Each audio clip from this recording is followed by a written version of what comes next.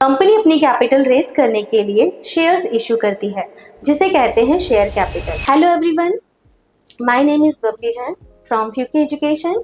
We are going to start new chapter of class 12, that is accounting for share capital. So let's begin today's class. Features of company. See, when we ended the partnership, तो अब हमारा क्या start होगा? Company account start होगा। Partnership business जहाँ पे and हो जाता है, मीन्स पार्टनरशिप के लिमिटेशन के बाद जो बिजनेस स्टार्ट होता है उसे हम बोलते हैं कंपनी। तो अब हम कंपनी अकाउंट सीखेंगे। Companies, first of all, feature of company. A company is a special form of business organization created under law. देखो, कंपनी किसके अंडर में है? Company begin in the law of company act. Okay, company act 1956, उसके under में company का जन्म होता है। It's main features are, companies main features, separate legal entity. सबसे पहले कंपनी को हम एक सेपरेट लीगल एंटिटी के रूप में देखेंगे। Company and its owner both are separate. Okay, so company is separate from its owner. Owner अलग हो गया, कंपनी अलग हो गई। Owner it means share holders, ठीक है, बिकॉज यहाँ पे क्या होगा, कोई एक सिंगल ओनर नहीं है। एंड इन पार्टनरशिप की तरह, पार्टनरशिप में जैसे पार्टनर्स होते हैं वैसे यहाँ पे पार्टनर्स भी नहीं है, यहाँ पे शेयर होल्डर्स कहेंगे हम उनको, जो कंपनी के ओनर रहेंगे। It can own property, borrow money और issue in its own name। ठीक है, देखो कंपनी में क्या होगा, कंपनी की खुद की एक प्रॉपर्टी होगी। कंपनी सेपरेट लीगल एंटिटी है। ओके, सो कंपनी की खुद की प्रॉपर्टी होगी। कंपनी अपने नाम से बोरो करेगी मनी और and it's in own name, मतलब वो अपने नाम से इसको मार्केट में दे भी सकती हैं, ले भी सकती हैं।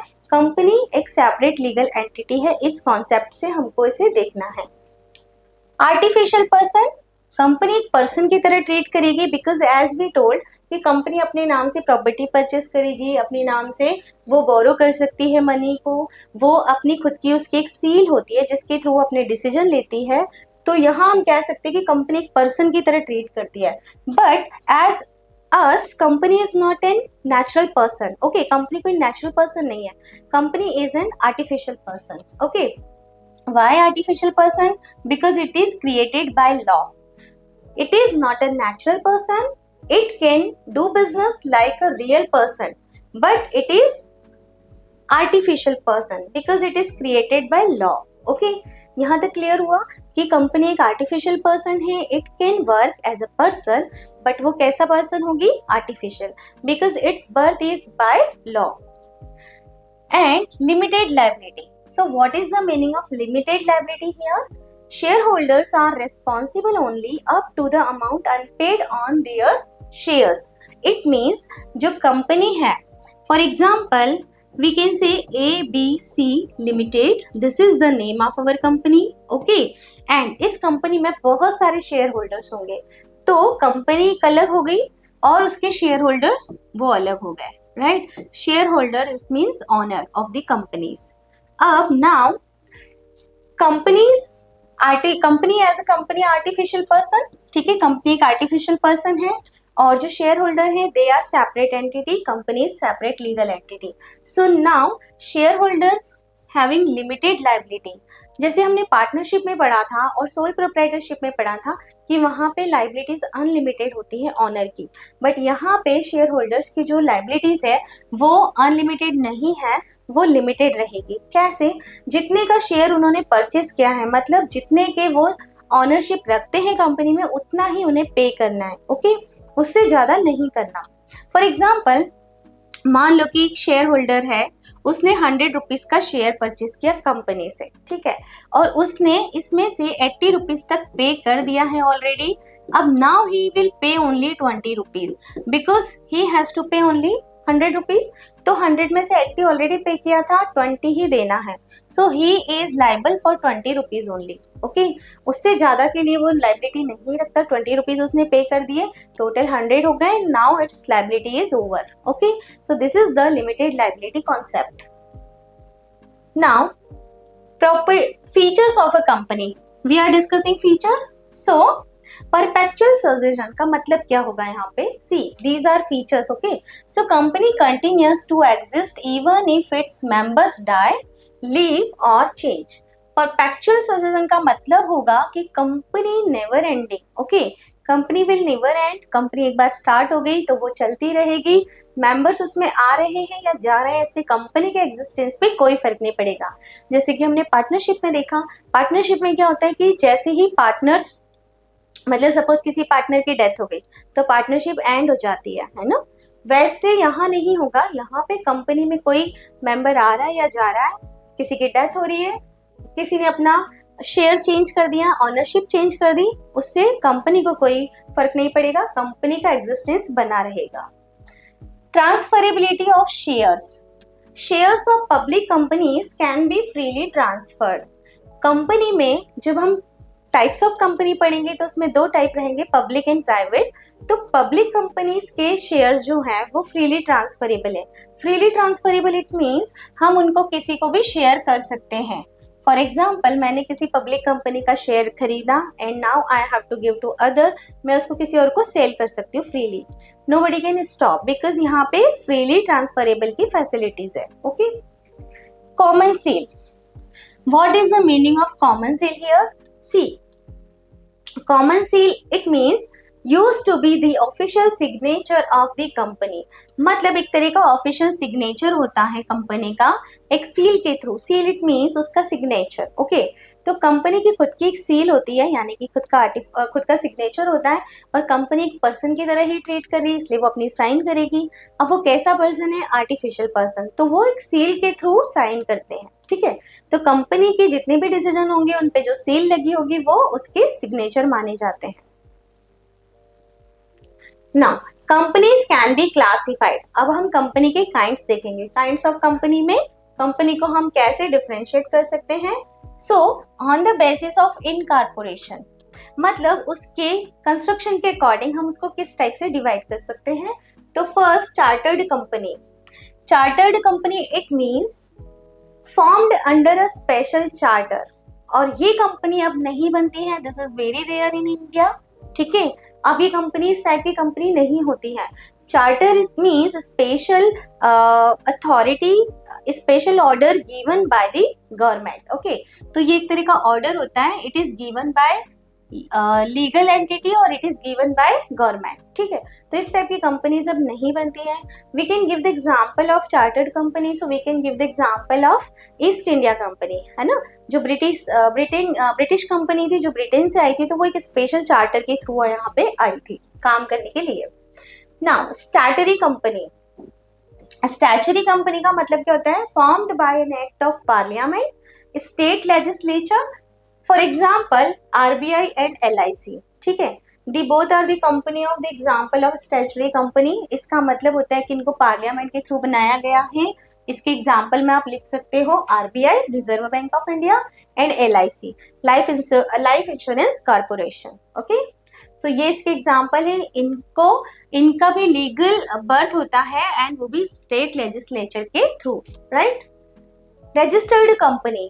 Registered company means formed under the company act. ये कंपनी एक्ट में बनने वाले कंपनीज, जितनी भी कंपनीज हैं जो कंपनी एक्ट में अपना रजिस्ट्रेशन कराती हैं, वो सभी कंपनीज रजिस्टर्ड कंपनी कहलाती हैं।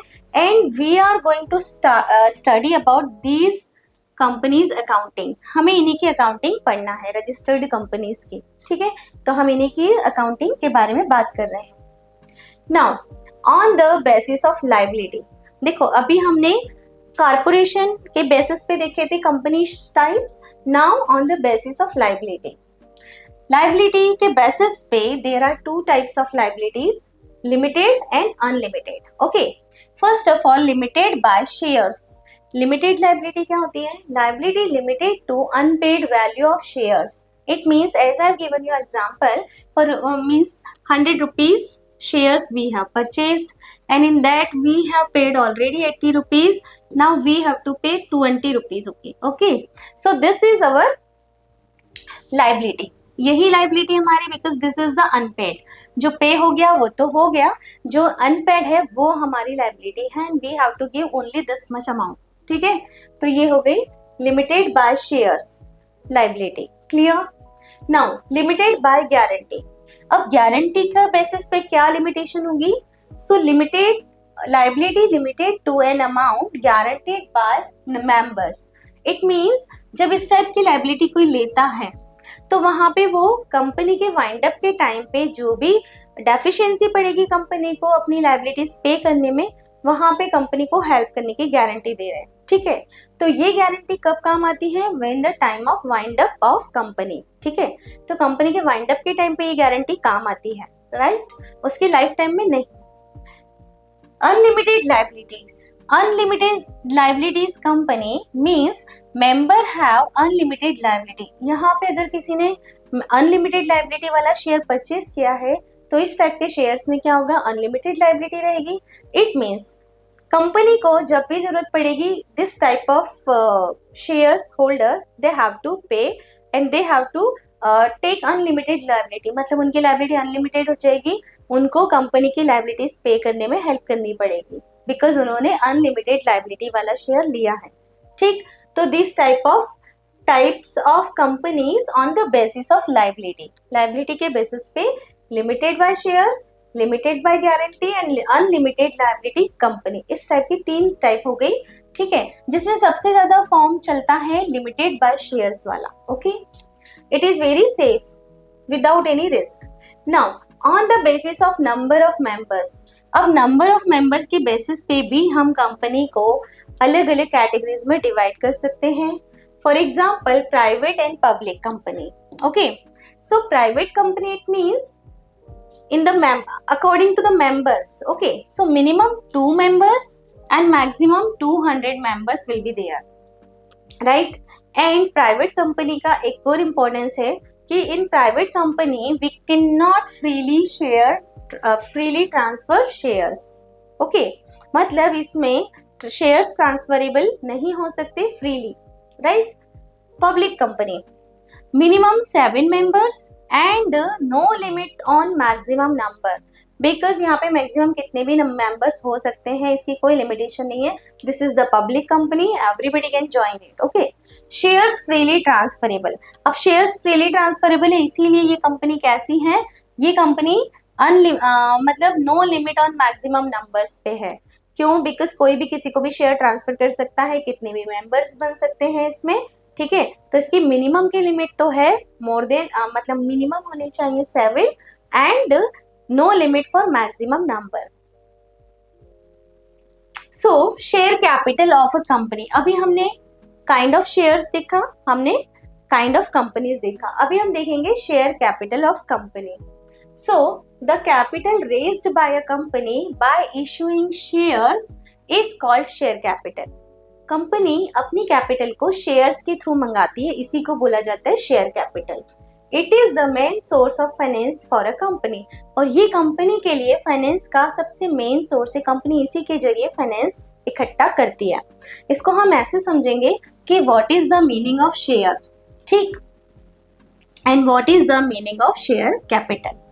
सो शेयर इट मीन्स, देखो क्या होगा, सपोज कंपनी ने सोचा कि उसको अपनी लाइफ टाइम में उसको 1 लाख रुपीस चाहिए as a share capital. Total capital कितनी चाहिए? 1 lakh rupees total capital company required. Okay, अब कंपनी क्या करेगी? इस 1 लाख रुपीस के छोटे छोटे पोर्शन कर देगी, इसको छोटे छोटे पार्ट्स में डिवाइड कर देंगे। ओके, फॉर एग्जाम्पल उसने ये बोला कि we'll divide it in 1000 pieces. Okay, 1000 pieces में हमने इसको डिवाइड कर दिया, राइट? तो कितने हो गए 1000 पीसेस? अब देखो, now you will cut 1 0 from here, 1 from here, 1 from here. So how many shares will be there? 100 shares. ये हमारी जो कैपिटल है 1 लाख रुपीस की, इसको हम 100 शेयर्स के थ्रू कलेक्ट कर सकते हैं, इकट्ठा कर सकते हैं। 1000 रुपीस का एक शेयर, ऐसे 100 शेयर्स होंगे तो हमारी शेयर कैपिटल इकट्ठी हो जाएगी 1 लाख रुपीस। ओके, तो इन दिस वे हम इसको देख सकते हैं। क्लियर? एक और तरीके से समझ सकते हैं, share capital it means suppose this is a 1 whole piece, ये कोई पीस है, इसके हमने छोटे छोटे पोर्शन में इसको हमने कट कर दिया, राइट? वैसे ही हमने क्या किया, हमारी जो शेयर कैपिटल थी उसको हमने छोटे छोटे पोर्शन में डिवाइड कर दिया। एक एक शेयर हमारा 100 कितने का हो गया, 1000 रुपीज का एक शेयर हो गया, ठीक है, 1000 रुपीज ईच, क्लियर। तो 1000 rupees each into 100 shares, number of shares कितने लेने पड़ेंगे अब हमको, 100 शेयर्स, तो हमारी टोटल कैपिटल कितनी हो जाएगी, total share capital will be there 1 lakh. Okay, this is the total share capital. तो ये 1 लाख हमें किसी एक से नहीं लेना, हमने उसके छोटे छोटे पीसेस बना दिए हैं, वो पीसेस हो गए 100 पीसेस, और हम 100 पीसेस में इसको कलेक्ट करेंगे इस शेयर कैपिटल को। So I hope it is clear. ये जो है छोटे छोटे पीसेस क्या कहलाएंगे, these are known as shares, ये शेयर्स कहलाएंगे, और ये जो है वो शेयर कैपिटल हो गई, clear. So in this way we will divide share capital into smaller pieces. Categorise of share capital, okay. So हाँ, नाउ जो अभी हमने शेयर कैपिटल के बारे में देखा, small pieces of share capital है ना, टोटल कैपिटल का हमने छोटा छोटा पीस किया, उसको अब हम अलग अलग कैटेगरीज में कैसे लेंगे। फॉर एग्जाम्पल, जो अभी हमने 100 रुपीज का एक शेयर बनाया था, 100 rupees each share, okay, we can write here per share, मतलब एक शेयर कितने का है, 100 रुपीज का एक शेयर है।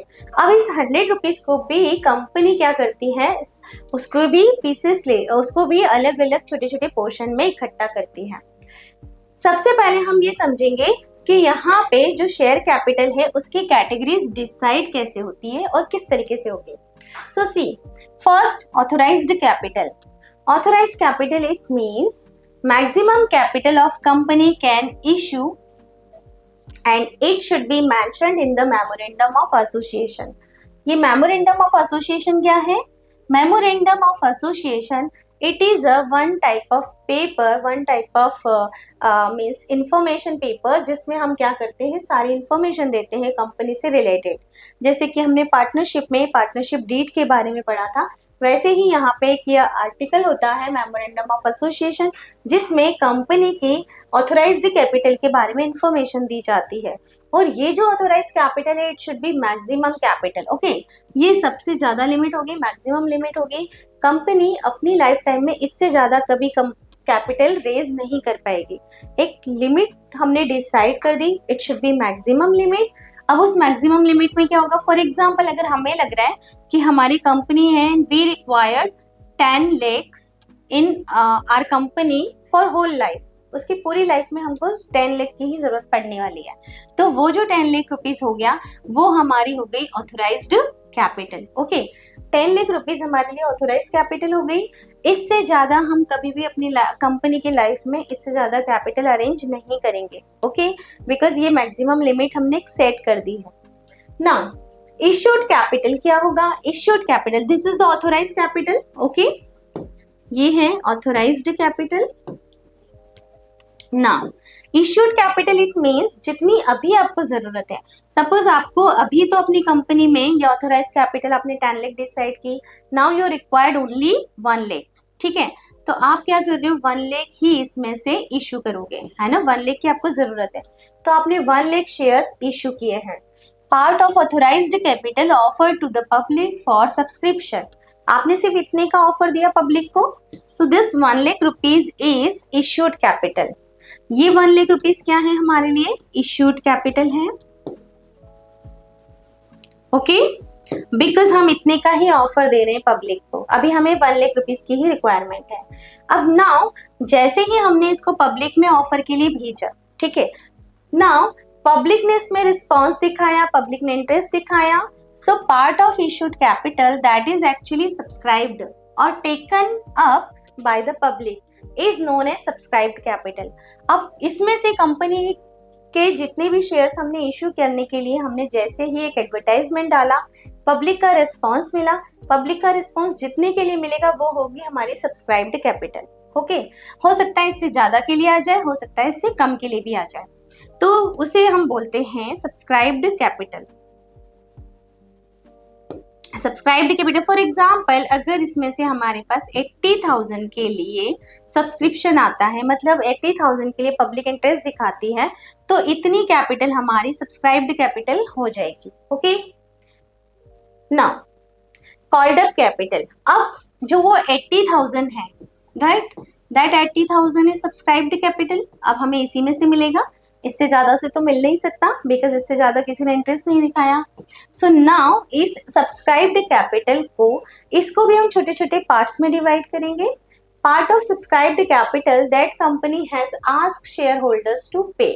हम इसको मंगाएंगे। कैसे मंगाएंगे? देखो, इसको हम बोल देंगे called up capital. Called up मतलब कितनी हमें मंगानी है। जैसे जैसे रिक्वायरमेंट लगती है कंपनी को, कंपनी वैसे वैसे मंगाती है, बिकॉज कंपनी को इस पे क्या करना होता है? इंटरेस्ट पे करना होता है, and that interest is known as dividend, मतलब प्रॉफिट मिलाकर। तो वो प्रॉफिट यहाँ पे डिविडेंड कहलाता है। तो प्रॉफिट पे करने के लिए हम क्या करें? जितनी जरूरत है उतनी ही कैपिटल मंगवाएं, जब जरूरत लगेगी हम बाकी की मंगवाएंगे, ठीक है। तो इससे बोला जाता है कॉल्ड अप कैपिटल। नाउ इसको ऐसे समझेंगे कि for example 100 rupees share will be there. एक शेयर कितने का है? 100 रुपीज का है, ठीक है। अब ये हमारी टोटल शेयर कैपिटल है जो हमको मंगवानी है। तो now we will divide it by 100, okay. 100 से हमने जब इसको डिवाइड किया तो नंबर ऑफ शेयर्स निकल के आएंगे, राइट। तो इसको हम डिवाइड करेंगे 80,000 total share capital divided by 100, तो कितना हो गया? 800 शेयर्स। अब हमारे पास नंबर ऑफ शेयर्स आ गए 800, क्लियर। ये 800 नंबर ऑफ शेयर्स मतलब ये शेयर्स हैं, ओके, रुपीज नहीं है, ये शेयर्स हैं, रुपीज हैं 100 ईच, ठीक है। 800 शेयर्स 100 रुपीज ईच, क्लियर। इस तरीके से इसको देखा तो टोटल शेयर कैपिटल कितनी हो गई? टोटल शेयर कैपिटल हो गई 80,000। आई hope it is clear. So now अब हम क्या करेंगे? ये जो हमने 100 रुपीज में डिवाइड कर दिया ना एक शेयर, उसको हम किस तरीके से मंगाएंगे? ठीक है, उसको हम मंगाएंगे स्मॉल स्मॉल पीसेस में। फॉर एग्जाम्पल हम फर्स्ट टाइम यहाँ मंगा रहे हैं एप्लीकेशन के साथ में। तो एप्लीकेशन में हमने सपोज ये बोला कि 20 रुपीज अभी हमें चाहिए एप्लीकेशन के time, then we need next time means allotment के टाइम पे। So allotment will be there जिसमें हम 50 रुपीज मंगा रहे हैं, एंड ऐसे ही हम इसके अलग अलग ब्रेक कर देंगे इसको 20, 50, 70 एंड लास्ट इज 30। ये हम फर्स्ट कॉल पे मंगवा लेंगे, ठीक है। तो हमने क्या किया? जैसे जैसे इसको मंगाया वो हमारी कॉल्ड अप कैपिटल हो जाएगी। फॉर एग्जाम्पल हमने स्टार्टिंग में मंगवाया 20 रुपीज, तो 20 रुपीज इंटू 100 800, ठीक है। शेयर्स कितने हैं? 800 एंड रुपीज 20, तो इनका मल्टीप्लीकेशन क्या कितना हो गया? 8 2 16, 16,000 अभी हमने मंगवाए। तो ये है हमारी कॉल्ड अप कैपिटल। अब इस 16,000 में से जितना शेयर होल्डर्स पे करेंगे, एक्चुअली जो भी वो पे करने वाले हैं, part of called up capital that share holders have actually paid, it is known as paid up capital. जितना वो पे करेंगे वो पेड अप कैपिटल कहलाएगी, और जो वो नहीं पे करेंगे वो अनपेड कैपिटल कहलाती है। And reserve capital also. So reserve capital it means capital not yet called up, जो अभी मंगाई नहीं गई है, but may be called only eight the time of winding up. देखो कुछ चीजें ऐसी हैं जो हम वाइंड अप के टाइम के लिए बचा के रखें, तो वो कैपिटल। फॉर एग्जाम्पल अगर हमने 20 और 50 तो मंगा लिए, लेकिन ये 30 हमने रखे हुए हैं रिजर्व करके कि भाई जब भी कंपनी का एंड होगा उस टाइम पे हमें लायबिलिटीज पे करनी है तो जरूरत पड़ेगी, इसलिए ये कैपिटल हम तभी यूज करेंगे, ठीक है, वाइंड अप के टाइम पर। तो ये वाली जो कैपिटल कहलाएगी आपकी, वो कहलाएगी आपकी रिजर्व कैपिटल, जो आपने बचा के रखी है वाइंड अप के लिए, right. So these are the different types of share capital. First, authorized capital. Second is issued capital. Authorized में से ही issued होती है, ओके। जितनी आपके authorized capital है मैक्सिमम लिमिट, उसी में से आप इशू कर पाओगे, ठीक है, उससे ज्यादा आप इशू नहीं कर सकते। एंड उस इशूड कैपिटल में से जितने के लिए पब्लिक ऑफर देती है वो हो जाता है आपका सब्सक्राइब्ड कैपिटल, राइट। एंड उस सब्सक्राइब कैपिटल में से आपने जितना जितना मंगाया टाइम के अकॉर्डिंग, वो सब आपकी कॉल्ड अप कैपिटल। उसमें से जितना पे होगा पब्लिक की तरफ से वो पेड अप कैपिटल कहलाएगी, और जो नहीं पे कर पाएगी पब्लिक वो अनपेड कैपिटल कहलाती है, ठीक है। और रिजर्व कैपिटल तो अलग से समझ ही लिया हमने कि कुछ हम अमाउंट रख देते हैं for future time of the wind up, ठीक है, उसके लिए बचा के रखना। तो ये हो जाती है रिजर्व कैपिटल। ये सारी चीजें आपको शो करनी होगी अपनी बैलेंस शीट में, क्लियर ना। Nature and classes of shares. Shares represent ownership in the company. देखो शेयर्स क्या बताते हैं, एक तरह की ऑनरशिप बताते हैं। जितना शेयर आपने परचेज किया है किसी कंपनी का, आप उतने शेयर के लिए उस कंपनी के ऑनर हैं। Okay, so two main classes here. अब इस ऑनरशिप की दो मेन क्लास हैं। First is preference shares, second is equity share. Okay, preference shares का मतलब क्या होता है, नाम से ही समझ में आएगा। प्रेफरेंस इट मीन्स प्राथमिकता, पहले। ओके, तो इनको हर चीज में प्रायोरिटी दी जाएगी, प्रेफरेंस दी जाएगी। किसके कंपैरेटिवली? इक्विटी शेयर होल्डर्स के कंपैरेटिवली। और किस चीज में प्रायोरिटी दी जाएगी? प्रायोरिटी दी जाएगी इनको डिविडेंड में। इनको डिविडेंड पहले मिलेगा, ठीक है। जैसे ही कंपनी को प्रॉफिट होगा, बाहर की लायबिलिटीज पे करने के बाद सबसे पहले प्रेफरेंस शेयर होल्डर्स को पेमेंट मिलता है, डिविडेंड मिलता है। एंड जब कंपनी का वाइंड अप होगा उस टाइम पे भी शेयर कैपिटल जब रिटर्न की जाएगी तो प्रेफरेंस शेयर होल्डर्स को पहले मिलेगी। तो मतलब इनको दोनों में ही प्रेफरेंस है, डिविडेंड में भी एंड शेयर कैपिटल में भी। Now equity shares. So equity shares क्या होते हैं? जस्ट अपोजिट, इनको किसी टाइप की कोई प्रेफरेंसनेस नहीं है। ये लोग डिविडेंड भी बाद में लेंगे, शेयर कैपिटल भी बाद में लेंगे, जो भी बचेगा वो इनका है, कम या ज्यादा, ठीक है। So they are known as real owner of the company. ये कंपनी के रियल ओनर होते हैं और इनको कंपनी में वोटिंग राइट देने का भी राइट होता है। सो इसी को हम अच्छे से समझ लेते हैं, preference shares and equity shares को। देखो preference shares it means shares that have preferential rights, preferential right रहेंगे, priority in dividend and priority in repayment. Dividend में कैसे? They get dividend before equity shareholders, before we have to keep in our mind, okay, before पे ध्यान देना है। And priority in repayment, at the time of winding up they are repaid before equity shareholders.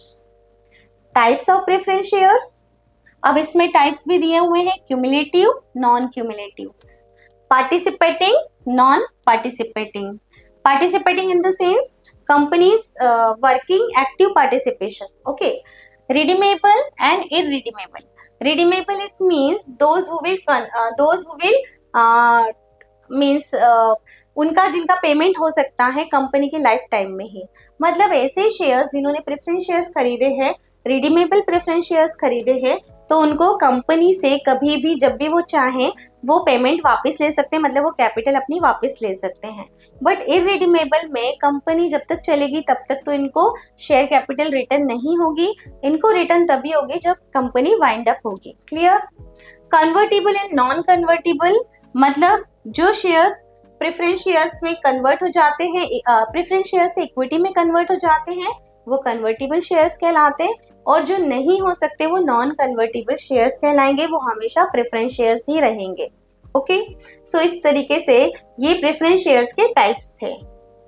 Now equity shares. So shares that do not have preferential right. Preferential right मतलब इनको किसी भी type की कोई प्रायोरिटी नहीं है। Priority किसमें नहीं है? Equity share holders gate dividend after preference share holders. इनको डिविडेंड कब मिलेगा? जब प्रेफरेंस शेयर होल्डर्स को मिल चुका होगा, है ना। तो जो बचेगा वो इनको मिलेगा। Here afterward will be using, okay. They have voting rights, इनको वोटिंग राइट्स हैं। Voting right it means companies decision they will give their vote, वो अपना वोट देंगे कंपनी के डिसीजन में। They are real owner of the company and because they are facing all the problems, they are facing all the loss and profit as well as, तो उनको क्या है, वो कंपनी के एक रियल ऑनर है, बिकॉज वो लॉस के लिए भी रेडी है, एक्सेप्टेबल है। रिस्क इज हायर, इनकी रिस्क कैसी है? ज्यादा है। अगर कंपनी को एट द एंड लॉस होता है तो इन्हीं को बियर करना है, right. So if there risk is higher, reward is also higher, उनका रिवॉर्ड भी कैसा होगा? हायर ही होगा। प्रॉफिट या डिविडेंड भी उनको ज्यादा मिलेगा, मतलब अनलिमिटेड। जो बचेगा वो सब इनका है, चाहे वो बहुत ज्यादा बच रहा है तो भी इन्हीं का है और कम है तो भी इन्हीं को बियर करना है, ठीक है। सो रिस्क भी है, सो प्रॉफिट भी बहुत ज्यादा हो सकता है। Issues of shares. Now company issues shares to raise fund. Company क्या करती है? इश्यू करती है शेयर्स फंड रेज करने के लिए। फंड रेज करना मतलब कैपिटल अरेंज करने के लिए। जैसे कि देखो बिजनेस है तो बहुत सारे तरीके हो सकते हैं हमारे पास फंड अरेंज करने के। फॉर एग्जांपल हम लोन ले सकते हैं, हम किसी से हेल्प ले सकते हैं, ठीक है, डोनेशन के थ्रू ले सकते हैं, ऐसे बहुत सारे तरीके होते हैं। लेकिन यहाँ पे हमें क्या करना है, फंड रेज करने के लिए शेयर्स इशू करने हैं, ठीक। Issue can be for cash और for consideration other than cash. दो सेंटेंस है, दो वर्ड है यहाँ पे। एक है shares can be issue for cash, या तो हम कैश के बदले में इशू करेंगे, और for consideration other than cash, या कैश के अलावा किसी और चीज में भी हम इशू कर सकते हैं। वो क्या हो सकती है other than cash, like asset, like services, ठीक है। हो सकता है हम किसी एसेट के बदले में भी शेयर किसी को दे दें, या उससे कोई सर्विसेज लेके उसको शेयर्स दे दें। कैश नहीं ले रहे हैं बदले में, बट उससे हम सर्विसेज ले रहे हैं, और सर्विस लेके भी उसको हम अपना शेयर होल्डर बना सकते हैं, ठीक। इशू कैन बी, अब देखो जब शेयर का इशू होगा ना, या तो कैश में होगा या फिर अदर देन कैश में होगा। अब अगर कैश में हो रहा है तो हम कैसे करेंगे इसको, हम ऐसे देखेंगे, एट पर इट मीन्स फेस वैल्यू, ठीक है। फेस वैल्यू पे कैसे, फॉर एग्जाम्पल 100 रुपीज का एक शेयर है, ठीक है। शेयर्स इस टाइप से, मान लो suppose this type of paper note will be there, तो इस पे लिखा हुआ है 100 रुपीज, ओके।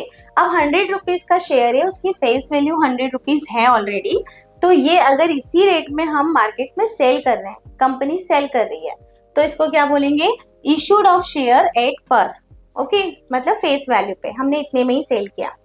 अब now second word is premium.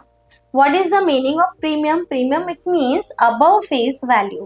Face value से ज्यादा पे आप सेल कर रहे हो। अब ये कैसे होगा, फॉर एग्जाम्पल सपोज कंपनी की रेपुटेशन बहुत अच्छी है, मार्केट में उसके लिए बहुत ज्यादा क्रेज है, तो कंपनी क्या कर सकती है, 100 रुपीज का शेयर 110 में भी सेल करेगी, तो पब्लिक लेने में इंटरेस्ट दिखा रही है, ओके।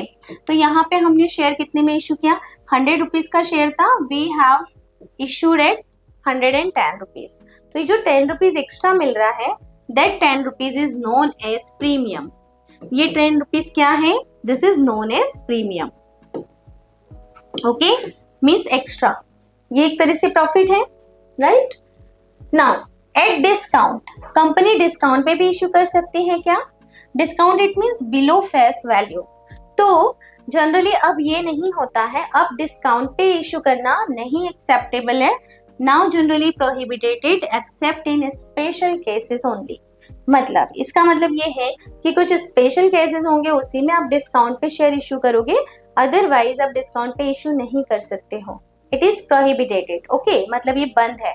अब डिस्काउंट पे इशू करने का मतलब क्या हुआ, 100 रुपीज का शेयर था, हमने उसको 90 रुपीज में इशू कर दिया, तो ये अब नहीं कर सकते हैं, ठीक है। कुछ स्पेशल केसेस हैं उसमें परमिशन लेके किया जा सकता है, अदरवाइज नो, ठीक। और ये हो गया हमारा प्रीमियम, ये हो गया डिस्काउंट, ठीक है। मींस फेस वैल्यू पे करना, इशू एट पर, at premium, above face value, at discount, below face value, ठीक है। 100 में किया, पर 100 से कम में किया 90 रुपीज में डिस्काउंट, 100 से ज्यादा में किया 110 मतलब premium, okay. So in this way we can issue the shares. Proper company accounts बनाना और शेयर कैपिटल रिकॉर्ड करना ट्रांसपेरेंसी और लीगल कंप्लायंसेस के लिए बहुत जरूरी है। आपको वीडियो पसंद आया है तो चैनल को लाइक एंड सब्सक्राइब कीजिए। जुड़िए फ्यूके एजुकेशन ऐप के साथ और इन्हीं टॉपिक्स को डिटेल में पढ़ने के लिए। Thank you.